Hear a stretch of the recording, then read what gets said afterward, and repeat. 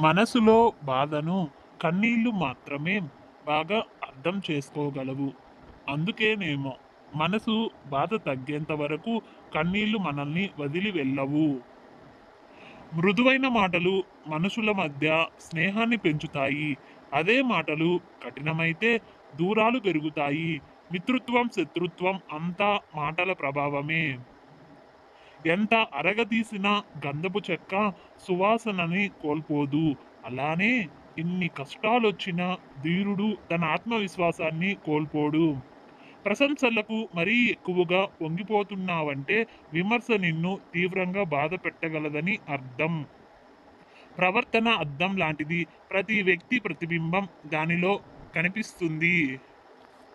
చేసే పనిని ప్రేమించగలిగితే ఎలాంటి పనైనా సృజనాత్మక స్థాయిని చేరుతుంది.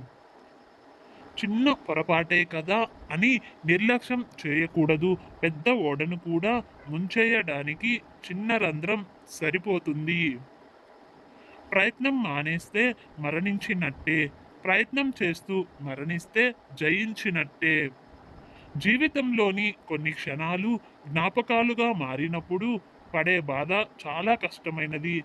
మనతో ఉన్నప్పుడే వాటి విలువలను గుర్తించాలి.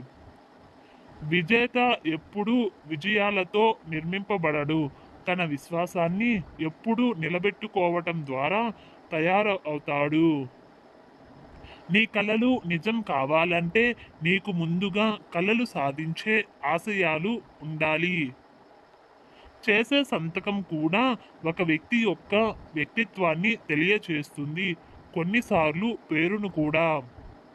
నీ బాధ్యతను నీవు గ్రహించినప్పుడు నీ ఆశయాలను కూడా పూర్తి చేసుకోవాలనే పట్టు నీలో కనిపిస్తుంది. తన ఆశయాల కొరకు పనిచేయక సన్నగిల్లిన వ్యక్తి ముసలివాడితో సమానం. మన జీవితాన్ని ఆస్వాదించడానికి మనకు ముఖ్యంగా కావలసింది మన జీవితాన్ని ఆనందంగా మలుచుకోవటమే. ఆలస్యం అవుతుందని చేపట్టిన పనులను ఆపవద్దు. ఎందుకంటే గొప్ప కార్యాలు సమయాన్ని ఆశిస్తాయి. నేను ఇతరులను క్షమిస్తాను. దాని అర్థం ఇతరుల ప్రవర్తనని అంగీకరించానని కాదు. నా జీవితాన్ని ముందుకు తీసుకెళ్తున్నానని.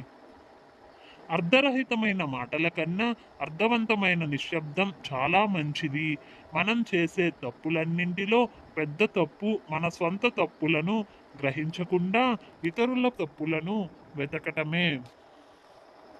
నీవు ఎప్పుడూ పొందనిది నీకు కావాలంటే నీవు ఎప్పుడూ చేయని కృషిని చేయాలి.